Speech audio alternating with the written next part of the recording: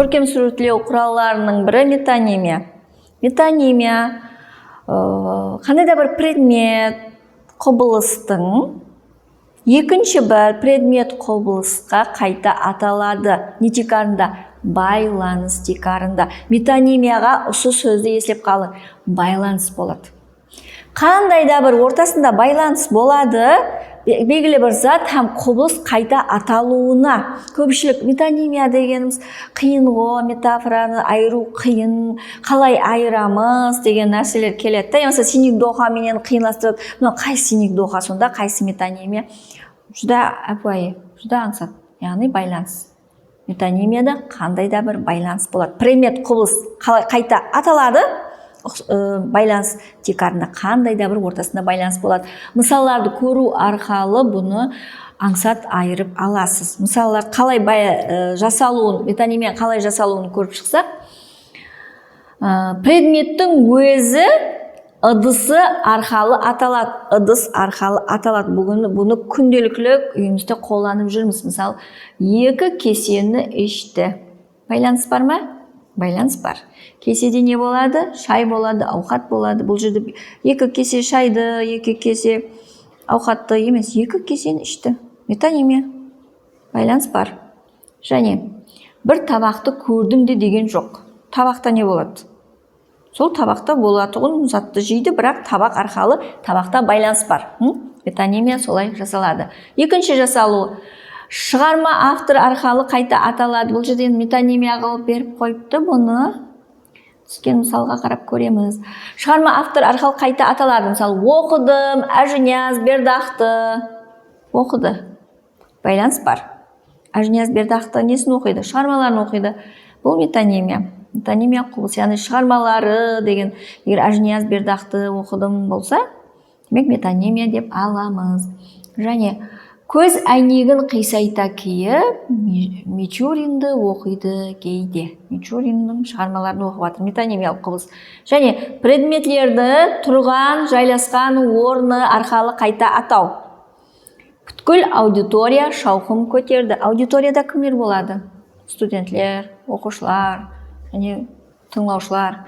Демек, бүткіл аудитория деп байланыс бар. Метонимия. Және қала ұйқылап қалыпты. Қала байланыс бар, метонимиялық құбылыс. Қала халқы хақында айтады, бірақ қала деп қайта аталып атыртты. Харекетті оның иесін білдіру үшін қолдану. Бұл гәплерді ана шот қағатұғыныңа жеткер. Шот қағатұғыныңа, бұл шығармадан алынған, шот қағатын кім? Алдың кезде нелер шот қаққан? Буайтерлер қаққан, мысалы, сондай тараудағы шот қағатының айтып бар. Яғни, сәрекет арқылы қайта атау. Бұл метонимиялық құбылыс. Және предметтің көлемі, реңі, әртүрлі белгілері, температурасы арқылы сол предметті қайта атау. Ақмақтың ағасы болғанша, ақылының інісі бол. Ақмақ ақылы. Байланыс бар. Және ұзақтан бір қара көрінді. Қара көрінді. Қара не болуы мүмкін? Бұл да метонимияға кіртілген. Қара не болуы мүмкін? Адам, машина, не зат болуы мүмкін? Байланыс бар, бәрібірде қара көрінді дегенде. Және жақсының жаманнан сорасаң парқын, аспан жер арасы оннан көп жақын. Деп жақсы жаман деп белгіге кіртіп қойыпты бұл жерде. Тоңып келіп ыссыға тығылдым. Ыссы не болуы мүмкін? Байланыс. Ыссы орын, бұл жерде орын мәнісінде жай, печ, сондай мәнісінде келтіріп тұрды метонимияда. Және предметтің арқылы кеміс құтығы арқылы сол предметті қайта атау. Мысалы, сасықтың көбінен хасылдың азы жақсы. Ауылдағы ақсақты алып кел маған. Ямаса. Соқырды көрді, кереңді есті дегенің не? Яғни бұл жерде әрқилы кеміс құтық арқылы деп қайта атау, яғни байланыс болу керек. Бір жерде қандай да бір байланыс арқылы метонимия болады. Бұлар айтушы һәм тыңлаушыға түсінікті болған зат һәм құбылыстың атын атамай, оларға тән болған белгілер арқылы зат һәм құбылыстарды қайта атау. Қасымнан өткен, биік өкшеден жүрегіме миық қағылды. Биік өкше. Биік өкшен кім кет? қызлар киеді. Бүйік өкше байланыс бар, қызларды қасымнан өткен бүйік өкшеден метонимиялық құбылыс. Енді қазір диққатпенен қайта тыңлаң, диққатпенен көрің. Мен Синегдоханы айтқан уақытта бұл нелерін айтып кетемін. Айырмашылығын Синегдохада да бұндай сөздер бар да, бұндай мысаллар бар да. Бірақ метонимияда не Синегдохада қалайынша айырасы соны айтып кетемін. Бірақ қазір сілер диққатпенен тыңла. Мысалы, бүйік өкшені қызлар киеді, байланыс бар, көз ұшында орамал көрінді. Орамалды кім тағады? Нашар адам тағады. Көз ұшында орамал көрінді, байланыс бар. Бұлар метонимия болады, метонимиялық қысыл. Бұл және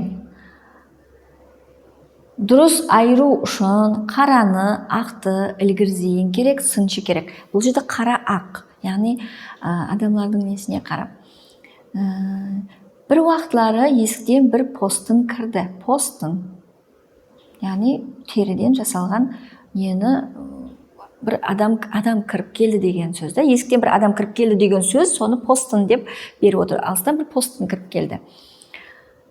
Және табақтағы суыған болса, ысысынан әкелейін. Табақтағы суыған болса, байланыс бар, табақта ауқат болады. Қазан асын, қонақ келді. Қазан асылмайды, неге асылады? Қазанның ішіндегі ауқат асылады.